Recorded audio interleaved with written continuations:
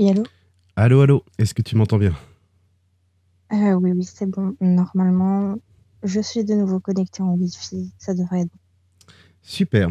Donc, tu m'as contacté pour me demander un petit conseil vis-à-vis d'un cas que tu rencontres avec tes relations avec les hommes, c'est bien ça? bon. C'est ça. Très bien, très bien, très bien. Donc, comme on a discuté juste avant, j'étais aussi informé pour la petite parenthèse légale que j'allais enregistrer cet appel dans l'éventuelle possibilité où je trouve le cas assez intéressant, pertinent et Mhm, signifiant dans les relations hommes-femmes. Et évidemment, j'ai ton accord pour le diffuser sur ma chaîne, le cas échéant. Est-ce que c'est bien ça? mhm. Ah oui. Très bien. Comment puis-je t'appeler? Est-ce que tu veux choisir un petit nom pour la durée de cet appel? Euh, Sophia. Sophia? Oui. Ok, super, Sophia. Alors, dis-moi tout. Raconte-moi tous tes malheurs. Qu'est-ce qui se passe dans ta vie en ce moment? Euh, Bien, disons que j'arrive à un âge où j'aimerais me poser dans une relation stable, construire des projets à deux et, comment dire, un peu le schéma traditionnel, se marier, avoir des enfants, vivre le voyage jamais. Mais voilà, je suis un peu confrontée à des difficultés, Alors, dans le sens où j'ai l'impression, oui, excuse-moi de t'interrompre, mais si je le fais, c'est que je pense que c'est pertinent. Tu dis que tu arrives à un âge. Quel est-il? la trentaine, La trentaine, c'est-à-dire 30 ans. oui. Très bien, continue. Et donc il y a eu cette période, de confinement où, moi j'étais pas très, comment dire?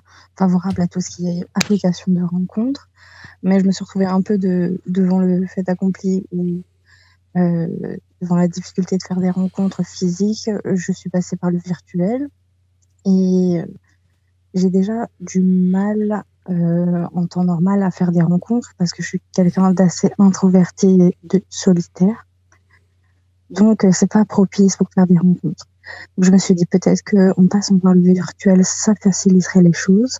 Mhm. Et le fait est que depuis que je me suis inscrite sur les applis de rencontres, je n'ai jamais eu autant de difficultés relationnelles qu'avant.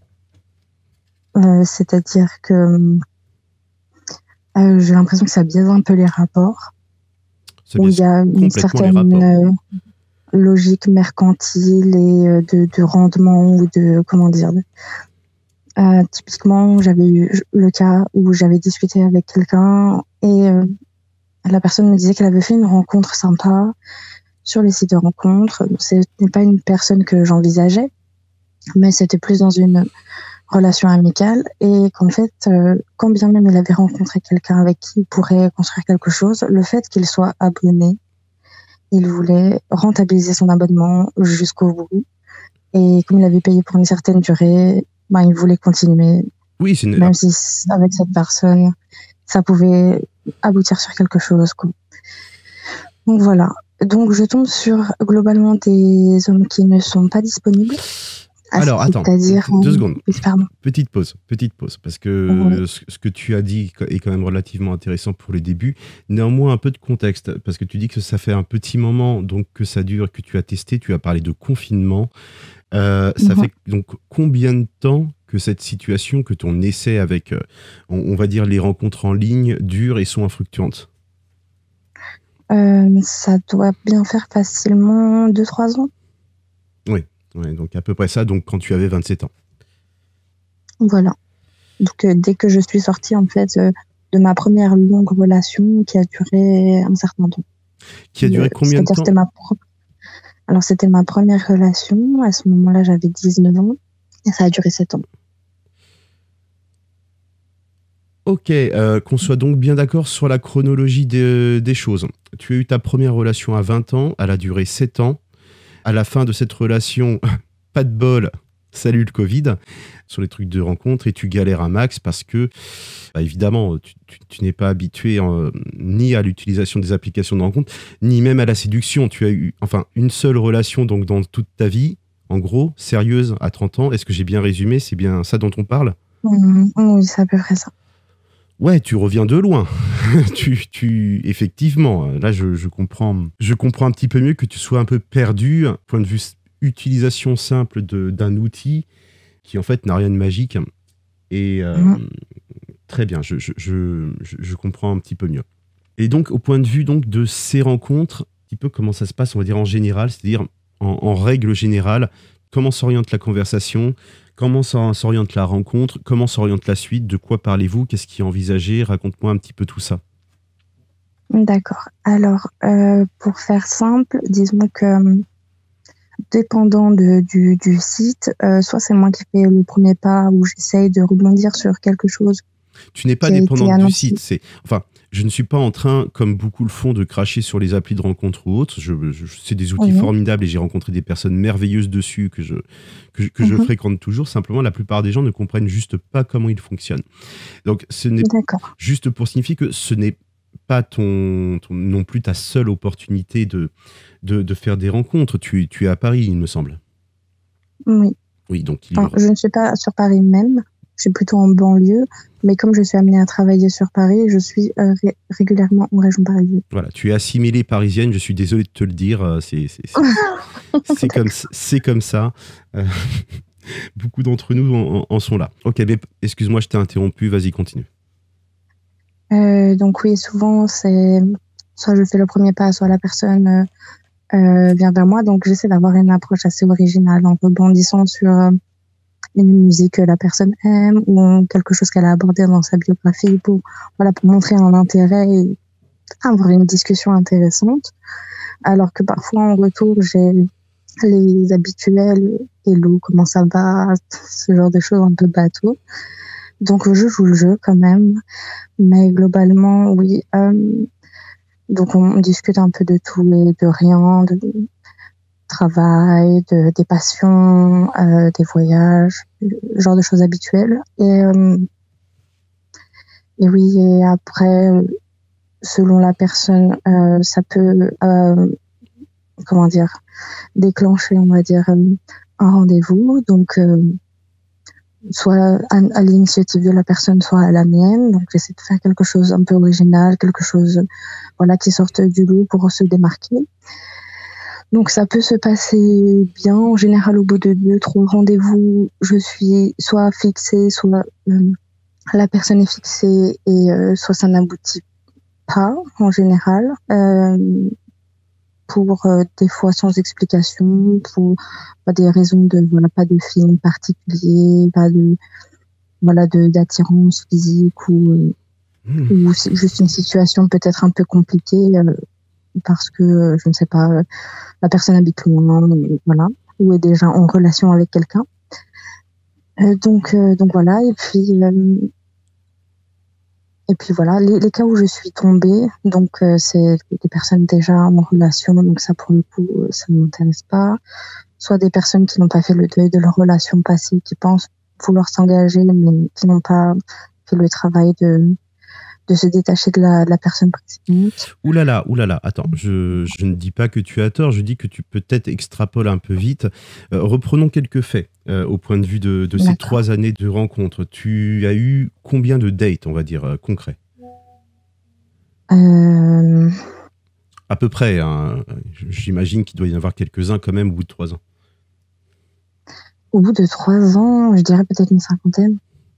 Ouais, bon, ça c'est globalement cohérent. Qui ont dépassé le premier date, on va parler plus concrètement, hein, qui sont allés au lit. Et, il y en avait combien sur cette proportion?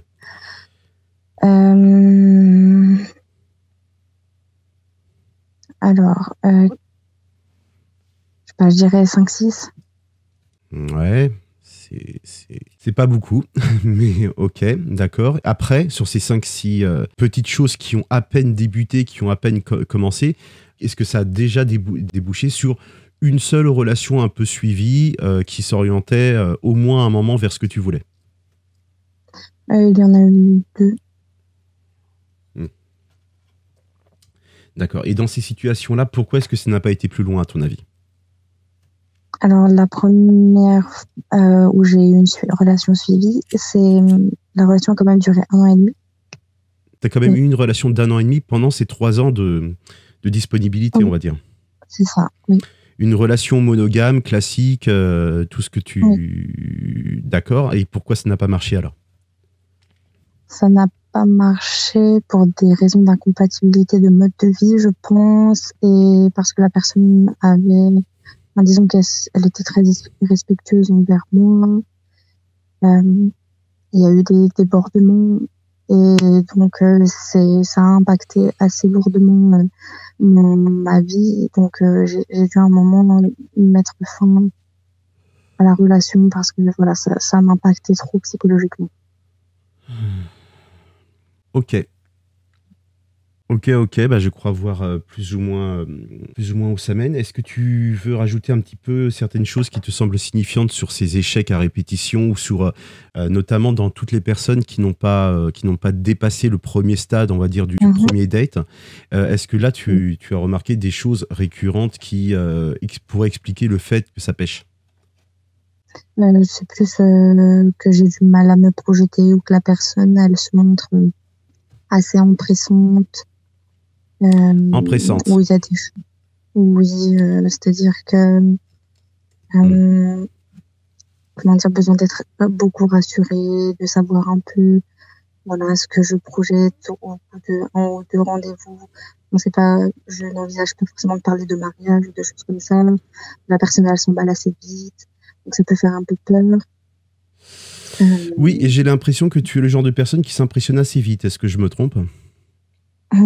Qui s'impressionne assez vite. Que fais-tu dans la vie, en fait?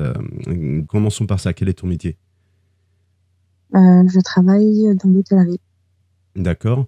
Et au niveau de tes occasions de rencontre, que ce soit ton cercle social proche, tes amis, tes sorties, de choses comme ça, pourquoi de ce côté-là non plus, il n'y a rien qui se fait et pourquoi te tournes-tu vers les rencontres sur Internet? Parce que vis-à-vis de mon travail, je n'ai pas forcément eu l'occasion. Dans mon cercle social... Si tu n'as pas d'occasion, c'est que tu as un cercle social beaucoup trop restreint. Si tu me dis que tu ne rencontres pas des hommes célibataires dans ta tranche d'âge qui correspondent de manière naturelle et régulière, c'est que tu as un cercle social beaucoup trop restreint pour une Parisienne de ton âge. C'est possible. Mais c'est un choix. Oui, bien sûr. Comment dire? J'aime assez ne pas être trop entourée. J'aime bien avoir un cercle restreint de personnes sur qui je peux compter. Plutôt que voilà, avoir des relations évanescentes et un peu superficielles. Oui, mais les relations évanescentes et superficielles, enfin, c'est des adjectifs qu'on colle à tout ça. C'est aussi des relations charmantes, c'est aussi des relations qui crantent extrêmement vite. C'est des relations qui démarrent, des couples qui durent. Les trucs comme ça, un petit peu superficiels, ça arrive très très souvent aussi. Que je te le dis tout de suite, déjà le nombre d'hommes que tu as rencontrés avec qui tu as eu des relations pour ton âge à Paris, ça colle pas du tout. Tu es très en dessous de la moyenne, très très en dessous. Donc, oui, c'est aussi un choix, parce que je ne veux pas non plus me donner à n'importe qui, faire les choses n'importe comment, parce que j'ai conscience que ce serait facile. Voilà. De le faire. Merci d'avoir prononcé. Mais ce n'est pas mon optique. Merci d'avoir prononcé ces mots-là. N'importe qui et n'importe comment. Et là, je vais pouvoir t'expliquer un petit peu mieux ce que j'en pense. Avant tout, je voudrais quand même aussi bien sûr te rappeler que moi, tu me contactes aujourd'hui pour que je te donne un petit conseil personnel sur ce que tu m'exposes, c'est-à-dire sur le peu d'éléments que tu m'as transmis. Tu me demandes mon avis, je vais te le donner. Et généralement, il est plutôt tranché. Je préfère autant prévenir. Cependant, je ne suis en aucun cas un coach en séduction. Tu n'es pas en train de me payer pour ça. C'est une discussion juste amicale que nous avons entre deux randoms qui ne se connaissent absolument pas. Je ne suis pas plus un psychologue ni rien d'autre. Je vais simplement te dire ce que j'en pense. Tu seras bien libre de faire ce que tu veux de mon avis. C'est bien pour toi? D'accord. Alors, déjà, il va falloir qu'on sache un petit peu de quoi on va parler. Et on va parler de valeurs, un petit peu. Et notamment de ce qui se passe avec l'avènement des réseaux sociaux et des sites de rencontres qui ont quand même changé énormément les rapports de séduction homme-femme, tout simplement. Ça les a déséquilibrés dans les deux sens. Et notamment, les personnes ont une très, très, très, très mauvaise image de leur valeur sur le marché de la séduction. Je suis désolé d'utiliser des mots mercantiles, mais vraiment, je ne me le visualise comme ça. Pour le coup, c'est aussi une question que je me pose, c'est actuellement, moi, dans ma vie, je suis assez satisfaite globalement, même s'il y a des points d'amélioration et des projets qui ne sont pas encore aboutis. Mais pour le coup, oui, voilà, je me pose vraiment la question de qu'est-ce que je peux apporter dans une relation et à quelqu'un au final. Eh bien, c'est une excellente nouvelle. Parce que je t'assure que les femmes, soit ne se posent jamais la question, soit commencent à se la poser globalement à ton âge quand il commence à être un peu tard. Je pense que c'est exactement ce qui t'arrive. Et je pense que tu as compris un petit peu instinctivement où on allait en venir, évidemment. C'est effectivement un problème de valeur perçue et puis éventuellement de valeur réelle. Je vais te le résumer comme je le pense. Tu demandes trop cher. Tout simplement, tu vises trop haut pour toi. Ta manière de faire des rencontres, et déjà, comme on a parlé, apparemment tu n'envisages que des relations exclusivement monogames. Déjà ça, c'est énormément demandé à un homme. Donc surtout si tu le demandes... Les schémas traditionnels, il faut que j'oublie, c'est ça? Oui, ça va être un peu ça, oui. Enfin, si je ne sais pas quel genre d'homme tu as tendance à dater ou à rencontrer sur Tinder, mais manifestement, toi, tu me parles d'empressement à leur intérêt. Moi, je n'entends pas empressement, j'entends impatience. J'entends, ils veulent savoir vite, en gros, est-ce que ça va découler au moins à quelque chose? Parce que le schéma classique, 3 rendez-vous, puis au lit, ça n'existe plus à Paris, ça. Ça, c'est vraiment pour une minorité, une très, très, très grande minorité de personnes qui fonctionnent encore comme ça. La plupart des... encore une fois, c'est mon avis, voilà, mais je vais aussi prendre un petit peu mon exemple personnel. La plupart des mecs qui ont un petit peu de valeur, moi, tu ne me fais jamais 3 dates avant de passer au lit. Jamais. Je n'ai pas la patience, etc. Ou alors, il faut que tu sois vraiment exceptionnel. Mais... désolé de te le rappeler, tu commences à avoir 30 ans, tu seras de moins en moins exceptionnel et tous les hommes que tu rencontres le savent. D'accord, mais moi je suis plutôt du genre même premier date, deuxième date, il n'y a potentiellement pas de rapprochement, ne serait-ce qu'un échange de baisers en fait. C'est-à-dire que moi, pour moi, ça a de la valeur, donc je ne fais pas ça avec une personne où je ne me projette pas quelque chose. Oui. Et je trouve ça un peu dommage, cette forme d'impatience, où au final, ce serait à moi de me remettre en question mes valeurs personnelles pour le coup, pour correspondre à des exigences et une impatience presque comme un caprice. Oui, mais aujourd'hui, c'est toi qui m'appelles parce que c'est toi qui es malheureuse. Bien sûr, c'est ma vision. Après, c'est-à-dire que moi, dans l'absolu... je veux dire, c'est toi qui en paye le prix. Oui. Tu vois, voilà. tu peux dire au monde autant que tu veux, aller sur les toits et gueuler que le monde c'est de la merde. Ok, très bien, tu l'empêcheras pas de tourner. C'est juste le réel, tu vois, tu vas te faire du mal à attendre plus des hommes que ce que tu n'as là parce que ça n'arrivera pas. Donc si je résume, il faudrait que je couche au premier date, au premier venu. Non, non, attention. Alors, ce serait quoi, en fait, la traduction concrète? Déjà, je ne te dis pas de faire quoi que ce soit, ni d'aller plus vite, etc. Mais tout simplement de te rendre compte qu'il y a une grosse déséquilibre de valeurs, tout simplement de changer de type d'homme. Je pense que tu t'intéresses tout simplement à des hommes qui plaisent à toutes les femmes, parce que, encore une fois, ne sous-estime pas du tout ton immaturité, excuse-moi, enfin, ton manque de connaissance sur toi-même, du fait que tu aies eu une seule vraie relation de 20 à 27 ans et que après tu sois passé tout de suite de ça à des rencontres sur Internet en pensant que ça allait être simple. Non, en fait, tu ne sais rien du couple, tu ne sais rien des hommes et je vais même être un peu plus... En fait, tu ne sais même pas toi-même comment tu fonctionnes, tu ne sais même pas quel type d'homme, j'ai l'impression, tu recherches. Si tu devais me dire vraiment... le mec demain que tu vas rencontrer et avec qui ça va le faire, à quoi il ressemble? À quoi il ressemble? Qu'est-ce qu'il fait dans la vie? Quel âge a-t-il? La totale, c'est quoi son portrait robot? Du coup, ce serait un idéal, donc quelque chose qui n'existe pas. Donc ça, j'en suis consciente. Donc pour le coup, je suis assez flexible sur certains critères, notamment physiques. Par exemple, je vais pas aller dans le stéréotype Tinder du mec musclé, torse nu devant une piscine. Devant une voiture. De toute façon, tu peux pas l'avoir, lui. Oui, bah oui, forcément. Donc voilà. Et quand bien même ça ne m'intéresse pas, donc je cherche plutôt quelqu'un qui aurait de la conversation et avec des sujets, voilà, où on peut creuser un peu. Oui, mais ce n'est pas des critères reconnaissables. Si tu me dis que ton mec parfait, c'est Ça quelqu'un se sent de gentil, de en merveilleux et général au bout de quelques d'intelligent, échanges. oui, mais plus factuel, plus concret. Par exemple, les derniers mecs que tu as rencontrés en date, ils faisaient quoi comme métier? Les 5 derniers que tu as rencontrés. Alors, Vas-y, on fait le jeu des 5 derniers. ok. Les 5 derniers que tu as rencontrés, quel métier? Alors, le dernier, il y avait je crois, un ingénieur. Il y en a beaucoup, de toute façon, sur ce type Sans d'application. blague. Non, il y en a beaucoup à Paris. C'est tout à Ok. fait normal. Quoi d'autre? Il y en a un qui travaille plus au niveau du service, dans restauration et service, dans un club sportif. D'accord, ok. Ensuite, Voilà, mais pas coach. Donc voilà, il y a eu restauration également, aussi dans le domaine financier, dans la banque, quelque chose comme ça, mhm, assez général. Et ils avaient quel âge, ces 5-là? À peu près mon âge, un peu plus, entre 30 et 35 ans. Pas plus que 35? Non. Ok. Et donc, physiquement, ils étaient comment?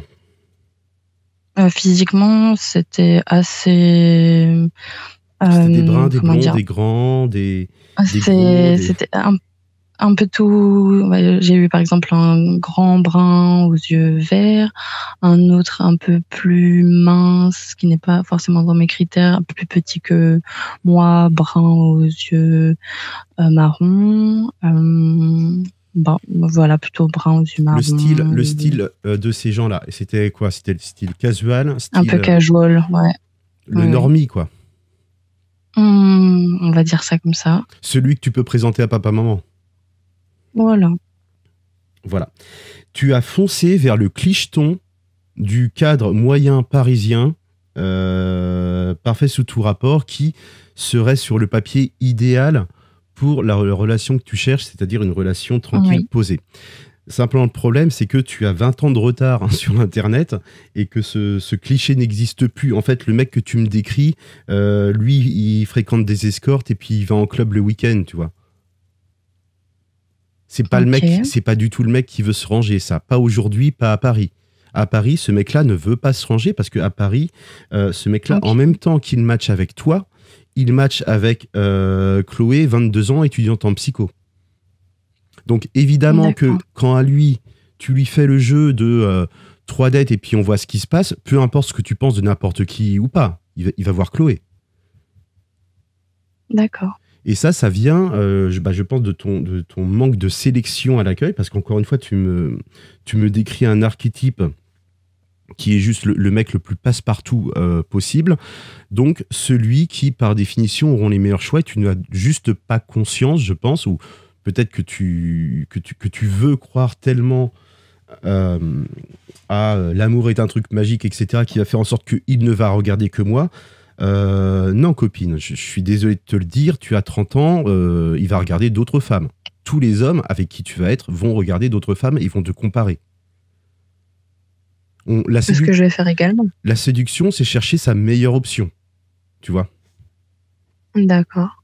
Là, je pense clairement que la nature est quand même faite ainsi. Si ton problème, c'est que ça n'arrive pas à cranter, c'est tout simplement que tu ne recherches pas la bonne chose chez les bonnes personnes. Et là, je pense que tu demandes trop cher à des gens trop riches. D'accord, donc ça signifierait que moi, je n'ai pas assez à apporter à l'autre personne? C'est une question de valeur perçue, pas de valeur réelle, qu'on soit bien d'accord, mais effectivement, je pense que quand tu me parles d'empressement et quand ils veulent vite aller à autre chose, je pense qu'ils veulent surtout vite être fixés parce que eux, ils ont 3-4 Chloé en attente et des jours, on n'en a que 365 par an, des heures, on n'en a que 24 en une journée. Tu vois, D'accord, donc je dois m'adapter au marché, si je comprends bien. Bah, tout à fait, parce que là, tu n'es pas à ton prix, en fait. C'est ce qu'on dirait à un propriétaire qui vend son appart trop cher et qui se dit bah tiens, je comprends pas pourquoi j'ai pas l'acheteur parfait qui vient. Bah ça sert à rien qu'il gueule, les acheteurs sont des connards, etc. Non, c'est juste trop cher. C'est tout. Les filles de 22 ans, jolies comme des cœurs, ne me disent jamais qu'elles ont ce problème-là en termes de relation. Bien sûr que non, elles ont le problème inverse. Elles en ont 3-4 dont elles sont amoureuses, elles veulent choisir le bon. Mais les 3-4 sont merveilleux. Hein. C'est con, hein. Toi, tu as un autre problème. Là, tu navigues pas dans ta catégorie, je pense. D'accord. Et ce serait quoi ma catégorie alors? Alors, déjà, d'où ça vient? Ça vient, encore une fois, je pense, de ton inexpérience émotionnelle, on va dire, et puis du fait que tu as des goûts très peu marqués, je trouve, au niveau de tes hommes. En gros, tu sais pas ce que tu veux. Tu sais que tu veux une relation et tu testes avec un ingénieur, un serveur, un financier et un banquier, des fois que ça le fasse. Mais En fait, moi, je sais plus ou moins ce que je veux, mais le problème, c'est que je trouve pas ce que je veux. Donc, je reste ouverte. Le problème, c'est que ce que tu veux ne peut découler que d'une relation solide, stable et sincère. On n'est pas censé vouloir se marier. On n'est pas censé vouloir avoir des enfants. On n'est pas censé vouloir acheter une maison. On est censé trouver une personne qui va nous donner envie de faire tout ça avec elle. Exactement, c'est ce que je recherche. Et le problème, c'est que les codes... Je cherche une personne qui me donne envie de faire ça, parce qu'en soi, moi, si je reste célibataire toute ma vie, ça peut m'aller. Et je ne veux pas m'engager avec n'importe qui et rabaisser mes critères et mes valeurs parce que je ne trouve pas ou que je demande trop cher. Ce sera forcé que tu y passes par là, parce que les questions économie de marché... Alors attention, il y a plusieurs leviers pour modifier la valeur. Je te parle vraiment au sens théorique du terme, hein, qu'on soit bien d'accord. Mais c'est tout à fait possible. Déjà, je pense vis-à-vis de ce que tu me dis, là, c'est extrêmement personnel. Je vais même te dire, ne crois absolument pas ce que je vais te dire. Fais tout pour en douter et fais tout pour te poser la question. C'est pour ça que je m'accroche. Parce que sinon, je tire un croix dessus et je serai plus heureuse en me disant que j'ai rayé cette case de ma vie parce que je peux me concentrer sur autre chose. C'est juste que comme je me laisse l'opportunité, c'est ça qui me rend malheureuse parce que je vais de frustration en frustration finalement. Je pense qu'il te manque une case assez importante dans ta vie et ça a été ta jeunesse. Que tu as... ça c'est évident, oui. Et maintenant, le problème, c'est que tu es un petit peu dans ta foulée avec ta relation de 7 ans et l'autre qui a duré 1 an et demi. Tu devrais pas arrêter de chercher des relations monogames et sérieuses, au moins pendant 2-3 ans. Et apprends un peu plus à comment toi tu fonctionnes et à ce que tu veux. Je pense que là, le problème, c'est que J'entends bien, mais il y a aussi des raisons,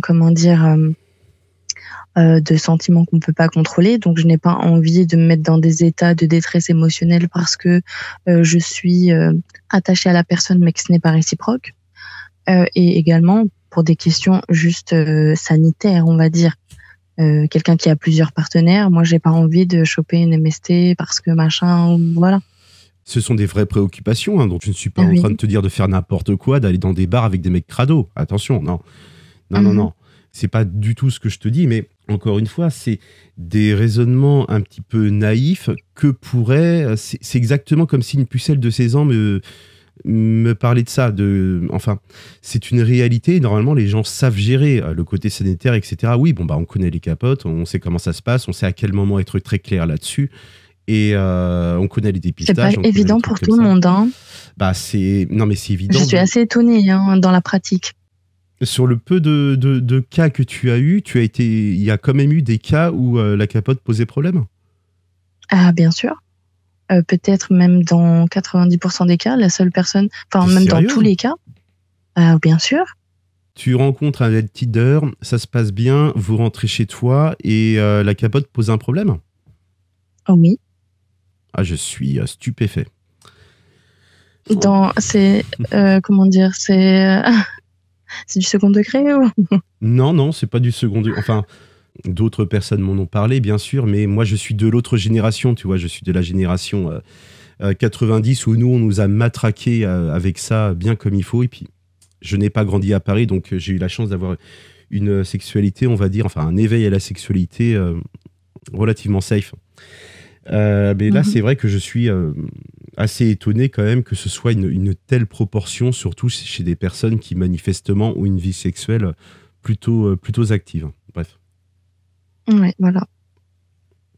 Fin de la parenthèse, je pense pas que je garderai cet Ouais, épisode, ce passage en ok. montage, mais quand même, je suis assez surpris.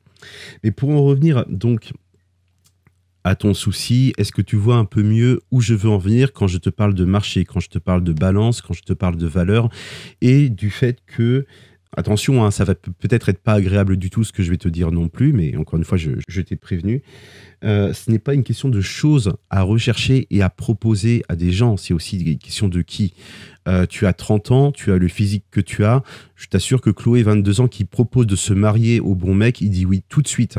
Toi, tu n'as pas du tout la même force de frappe pour trouver quelqu'un qui va être capable de mettre un engagement pareil, parce que vous oubliez souvent que quand un homme s'engage, lui, il laisse beaucoup, beaucoup de côté. Il laisse énormément. Une femme, qu'elle soit en couple ou pas, c'est presque pas grave, elle va continuer à recevoir des propositions. Un homme, quand il est en couple, il ne peut juste pas draguer, et donc lui n'aura plus aucune proposition. Donc je te jure que quand une femme nous parle de relations sérieuses, nous, la chose à laquelle on pense, c'est qu'on ne pourra plus en voir d'autres. Du tout.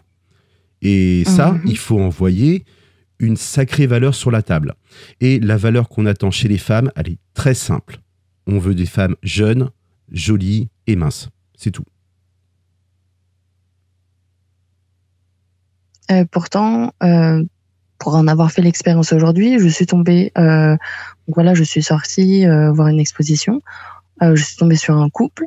Le jeune homme, l'homme était très à mon goût. Et pourtant, je peux assurer que la fille qui l'accompagnait Tu ne sais n'était pas rien du tout de. dans les critères. Tu ne sais rien de Je ne sais rien. C'est pourquoi le je couple ne est très dis rien. personnel. Tu ne sais pas de leur relation. Voilà, C'est une bien sûr. généralisation, mais je te jure que c'est le cas.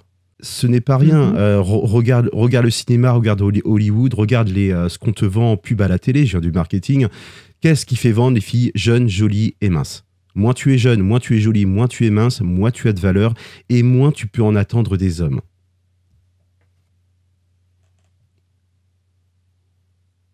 Ok.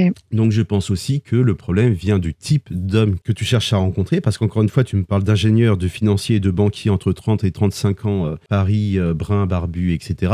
Oui, ça c'est le type de mec que toutes les filles veulent rencontrer. Alors je pense que pour certaines raisons, voilà, tu n'as peu de leur intérêt et le conserves très très peu, parce que honnêtement, ces mecs-là ne se disent quand ils matchent avec toi, bon bah il y a que ça de dispo, donc en attendant autre chose, voilà.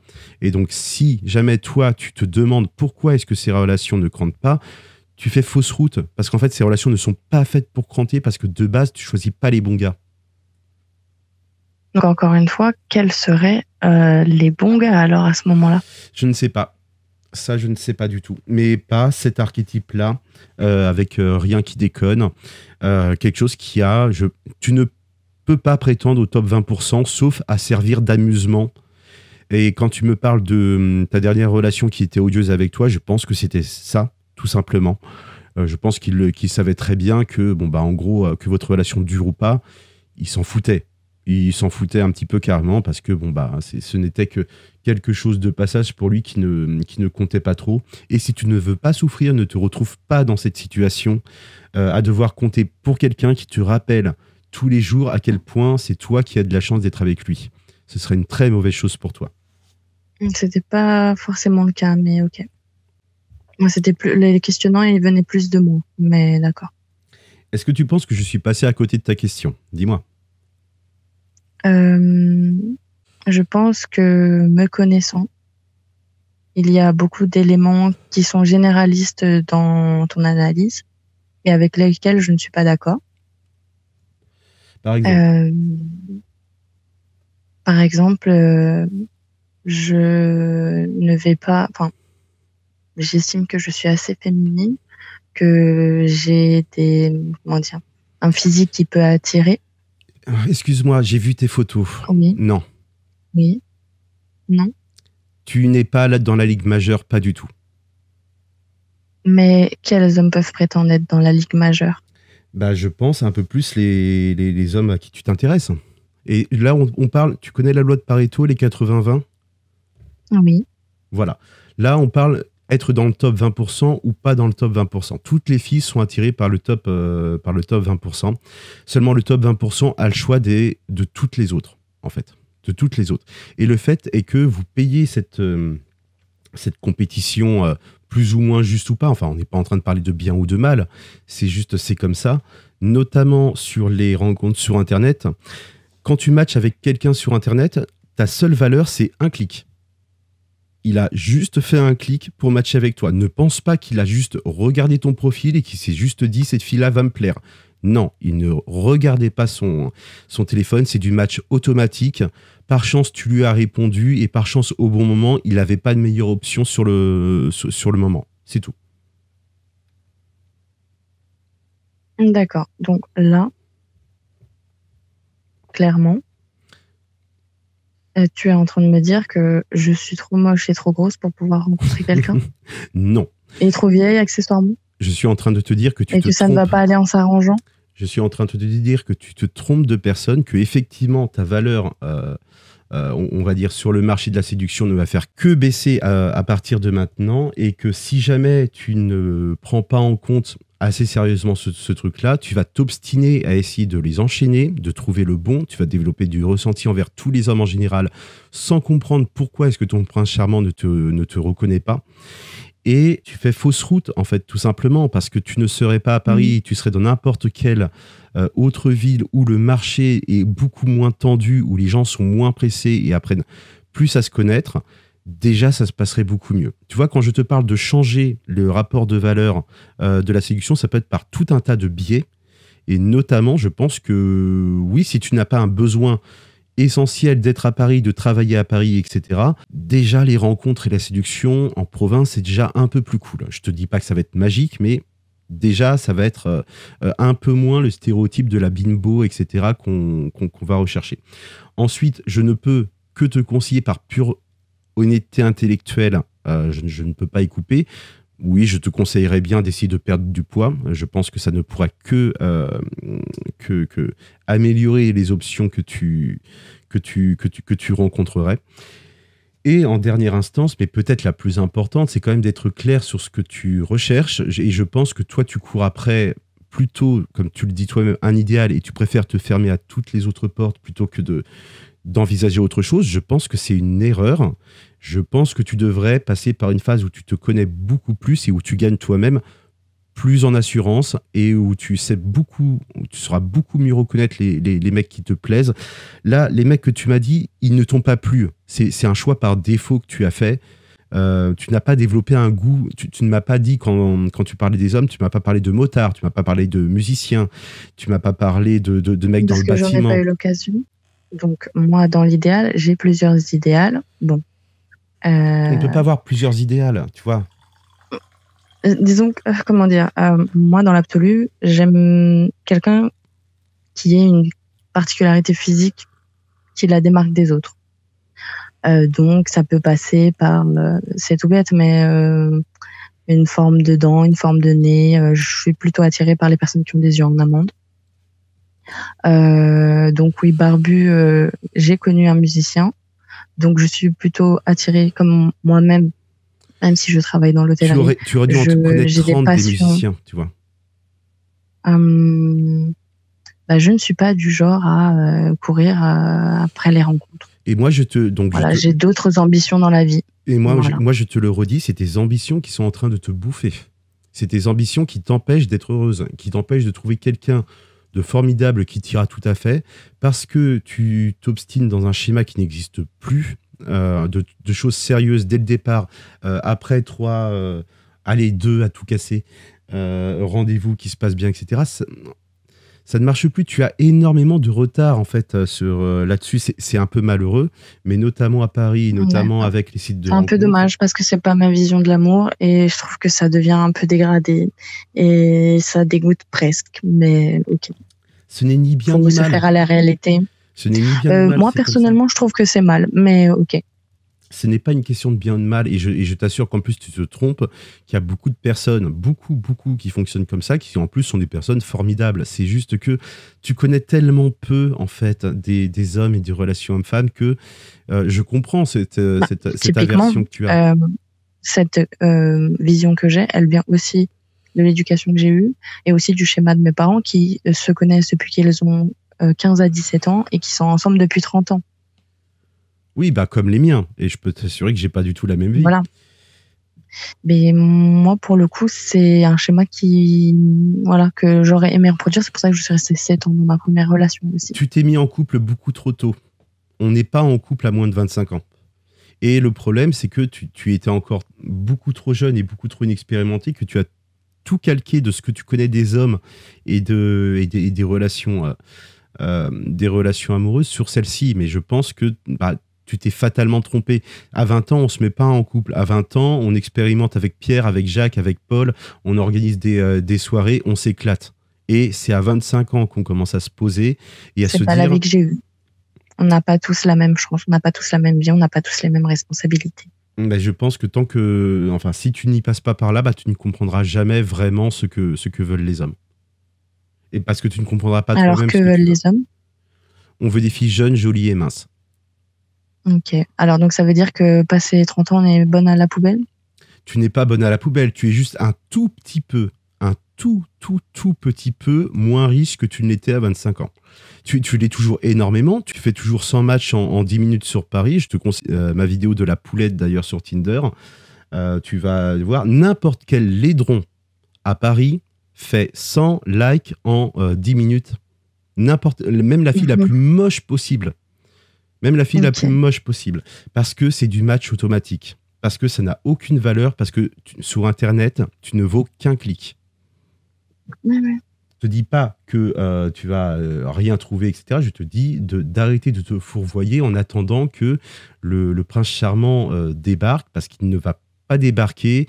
Tu ferais mieux un petit peu mieux savoir quel genre de mec peut t'offrir ce que tu veux. Et clairement, le genre de mec que tu as cherché pendant ces 3 dernières années, je pense qu'il ne correspond pas. Ok. Peut-être que t'éloigner de Paris serait une solution. Essayer de t'améliorer toi-même en serait aussi une. Peut-être que viser un autre type d'homme dans un autre type de milieu le serait. Peut-être qu'intégrer un autre cercle social qui n'est pas du tout le tien par, je ne sais pas, une passion, une pratique sportive ou qu'importe, n'importe quoi, mais essayer de sociabiliser un petit peu plus qu'avec d'autres personnes te serait profitable. D'accord. Je le répète, tout ceci n'est que mon avis. Tu es bien sûr libre d'en faire ce que tu veux. D'accord. Ok. Moi, me concernant, je pense que j'ai fait le tour du sujet. D'accord. C'est noté. Bon, et puis déprime pas, hein, honnêtement, je le dis pas du tout contre toi. Je te le dis, mais c'est juste pour t'éviter que tu tournes en rond encore pendant 2-3 ans avant de te rendre compte à l'évidence. Parce que voilà, en restant avec quelqu'un par amour, au final, en fait, j'ai perdu des années, quoi. Mais ok. Mais c'est un choix, c'est une erreur. Mais ce n'est pas grave, parce que si tu arrives à comprendre ça, tu vas comprendre que tu as encore beaucoup de cartes dans ta manche et que tu vas beaucoup mieux appréhender tes futures relations. Il faut juste que tu comprennes un peu la mécanique et comment ça marche. Et ensuite, tu verras que tu vas te découvrir des pouvoirs un petit peu magiques en justement agissant sur les leviers que je t'ai donnés. Ok. De toute façon, c'est évident que je ressemblerai jamais à Margot Robbie. Donc voilà, je pense que je vais essayer de me contenter de ma situation. Pourquoi pas? Il y a plein de personnes qui perdent beaucoup de... C'est tout. C'est-à-dire que je m'en fous royalement, en fait. Très bien. Très bien. Bah écoute, je te laisse faire comme tu l'entends. Très bien, merci. Bien, merci pour cet appel. Je t'en prie. Merci d'avoir pris le temps. Et bonne soirée également. Allez, salut, bye. Au revoir.